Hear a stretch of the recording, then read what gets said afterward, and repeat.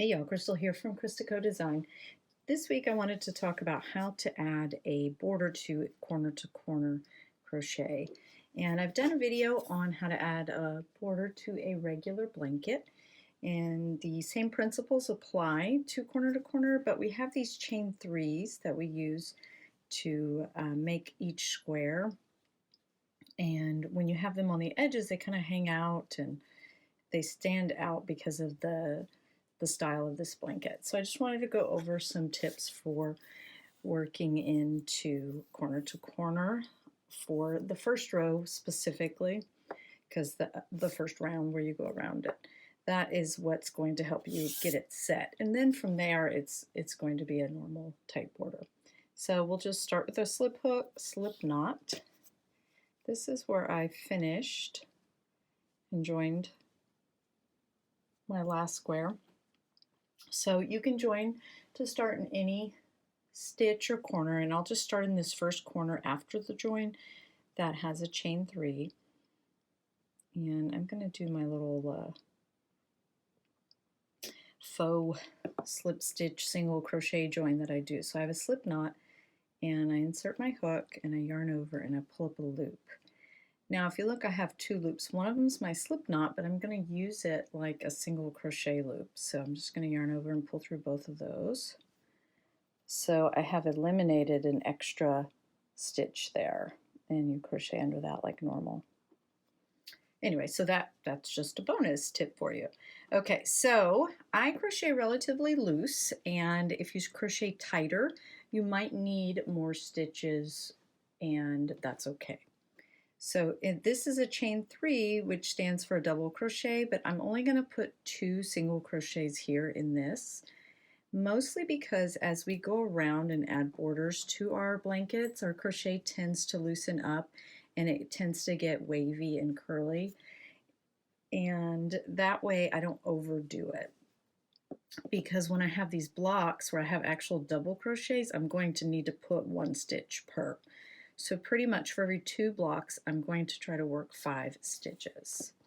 Now this is a decrease edge, which I know because I have these slip stitches in the front here, and that's the top of the regular stitch that those were worked into, which I know because I can feel it's a little bit thicker and bulkier, and see how they're more on the front instead of the top than the regular ones. So with those, you'll have to kind of work into your stitch, your slip stitch, which are generally tighter. It'll be a little bit more trouble.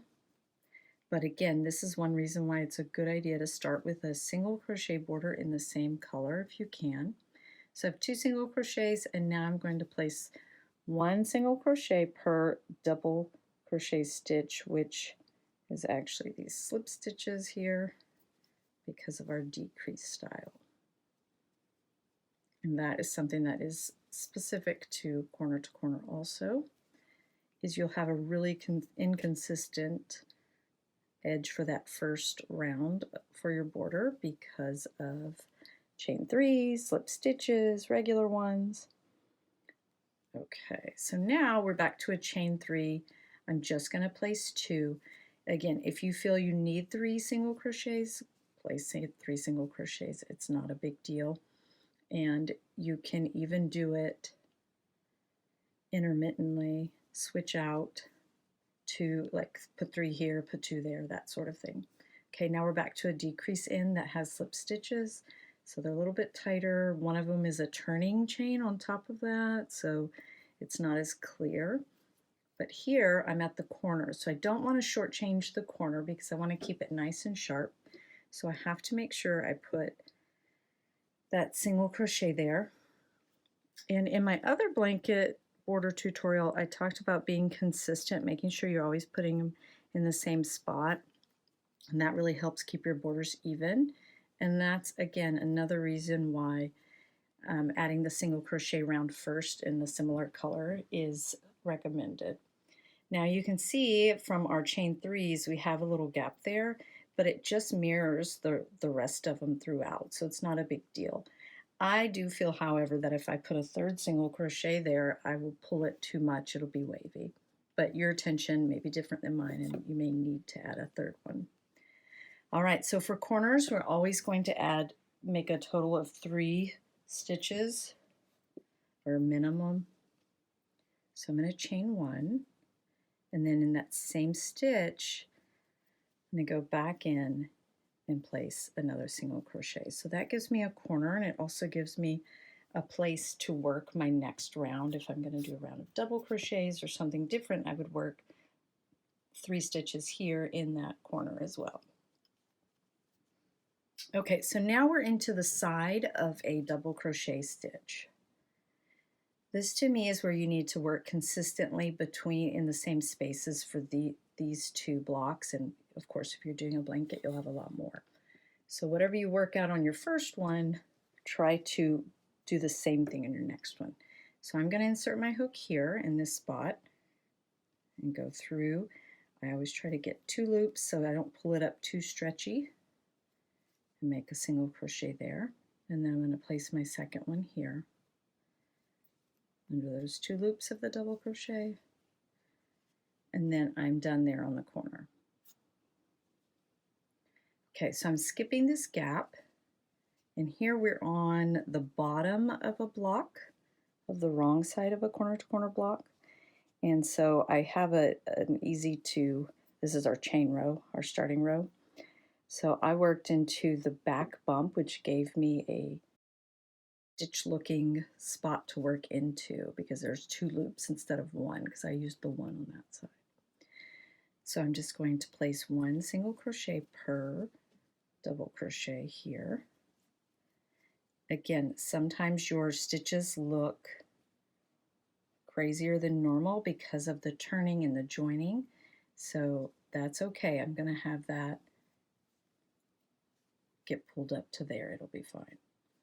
Then we're back to this block, which is a double crochet.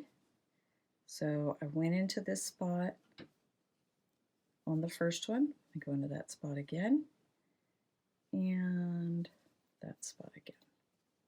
Oops, split my yarn here. Okay, so I have my corner, which is, extra stitches. We did single, chain, single.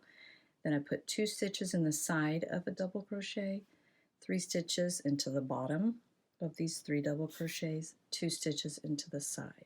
So even though I don't have the chain 3s like this edge, I'm getting the same stitch count, so it's working out to be nice and neat and even.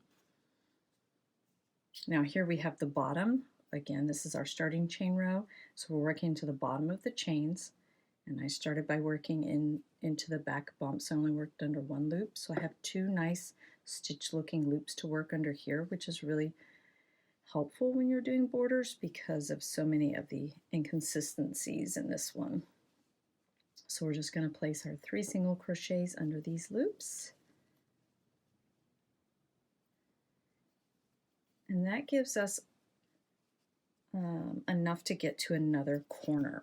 So since we're at another corner, we're going to need to add a chain and a single crochet back into the same stitch. So I'm going to do that now.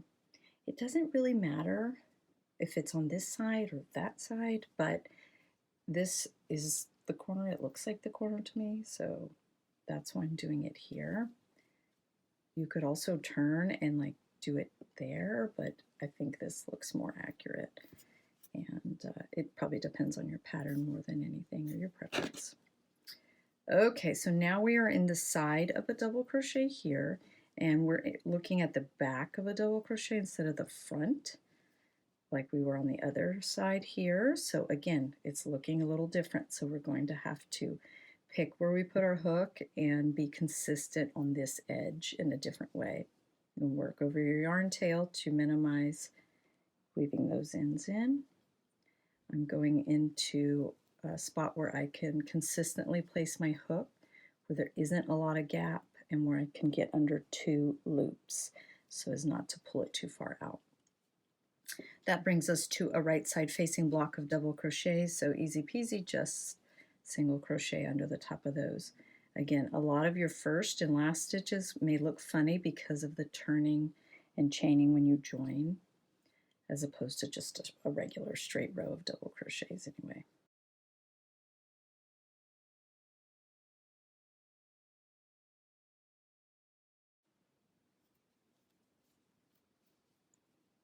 Okay, and then we're here. This block is similar to this one where we're looking at the back of a double crochet block.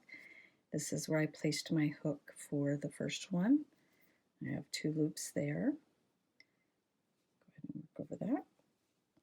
And then I'm going to place a second single crochet, single crochet in this double in the same spot here. Basically, it's in the bottom section of the double crochet in the top section. So again, we have a corner with our extra stitch, then we have 2 stitches in the side of our double crochet, 1 stitch into the bottom of each double crochet, 2 stitches into the side of our double crochet here. We're approaching another corner with a chain 3 turning chain spot. Let's see. So this is again the bottom of a double crochet. Yes. And here we have some extra interesting yarn pieces because it is a turning chain that pulled across and over because of the style of this blanket. So we're just placing 3 regular single crochets in the bottom of these double crochets. So again, this is where you can do your corner here, or you can do it there. On this one, I'm going to do it under the chain 3. And so I'm just going to put my single crochet, my chain 1, and my second single crochet. But that means I'm only going to place 1 more single crochet over here so as not to overdo it on this side. Okay, if you would rather work your corner into this stitch, that works for you, that's fine. And then you place 2 single crochets here. All right, so on this edge, which I believe is our last border edge, again, we are back to wrong side double crochets, but we have slip stitches across the top. So tops and slips, or I think that's actually the top of the double crochet and that's the slip stitch. But either way, it makes for a little bit bulkier edge there. And so you might have to work a little bit harder to get it. And I just make sure, like all the others, to go under 2 loops.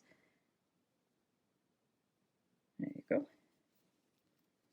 And place 1 single crochet per double crochet stitch.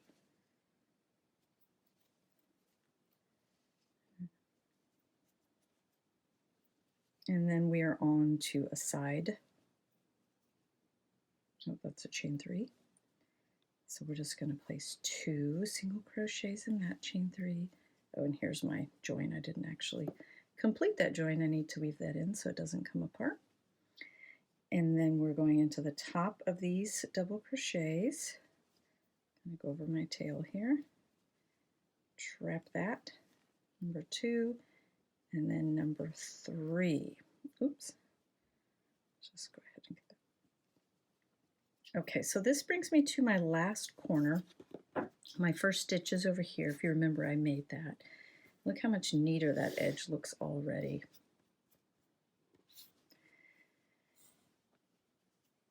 All right, so there's my last stitch. Now here is my little first single crochet that was actually the top of my slip knot, so I don't have any extra bulk there, which is really nice because of the need to do a corner stitch here. So I don't have an additional slip stitch.